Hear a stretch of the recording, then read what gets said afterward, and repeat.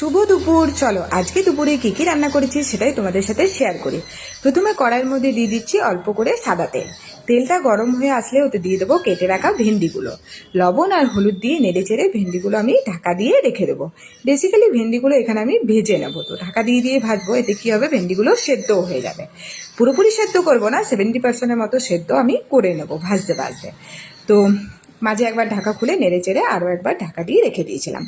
তো এখন দেখো ভেন্ডিগুলোর কালার চেঞ্জ হয়ে এসছে আর মোটামুটি ভেন্ডিগুলো অনেকটাই সেদ্ধ হয়ে এসছে। এরপর ভেন্ডিগুলো আমি নামিয়ে নেব। কড়াইয়ের মধ্যে আরও খানিকটা সাদা তেল দিয়ে দিচ্ছি, এতে জিরে ফোড়ন দিচ্ছি, তারপর দিয়ে দেবো সেদ্ধ করে রাখা আলুগুলো 70% মতো আমি সেদ্ধ করে নিয়েছিলাম। আলুগুলো দিয়ে লবণ আর হলুদ দিয়ে নেড়ে চেড়ে আলুগুলো বেশ কিছুক্ষণ ভাজা ভাজা করে নেব। এরপর আমি দিয়ে দেবো পেঁয়াজ কুচি, লঙ্কা কুচি আর দেবো টমেটো কুচি। একদম মিহি করে টমেটোটাও কুচিয়ে নিয়েছিলাম।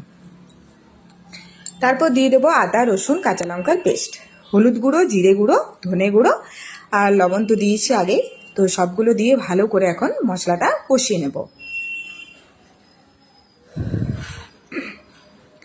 ঢাকা দিয়ে রেখে দেবো, তাতে কি হবে, মশলার কাঁচা গন্ধটা একদমই থাকবে না, কষানোটা খুব ভালো হবে। আর গ্যাসের আঁচটা অবশ্যই মিডিয়ামে করে রাখবে, গ্যাসের আঁচটা হাইতে করে দিলে কিন্তু পুড়ে যেতে পারে। তো ঢাকা খুলে আমি নেড়ে চেড়ে আরও একবার ভালো করে নেড়ে নিলাম আর কি আলুগুলো। তারপর আমি দিয়ে দিচ্ছি ভেন্ডিগুলো দিয়ে ভালো করে আরও কিছুক্ষণ আমি কষিয়ে নেব। তারপর আরও একবার ঢাকা দিয়ে রেখে দেবো।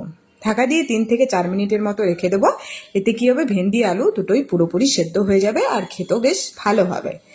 তো একদম শুকনো শুকনো করে এই তরকারিটা নামাবো, এতে কিন্তু জল অ্যাড করব না।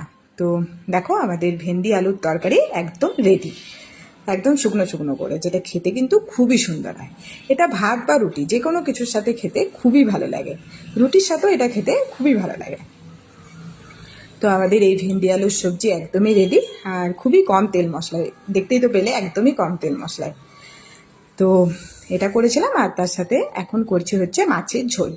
কড়াইয়ের মধ্যে সাদা তেল, তার সাথে দিচ্ছি জিরে ফোড়ন আর দিচ্ছি পেঁয়াজ কুচি, লঙ্কা কুচি।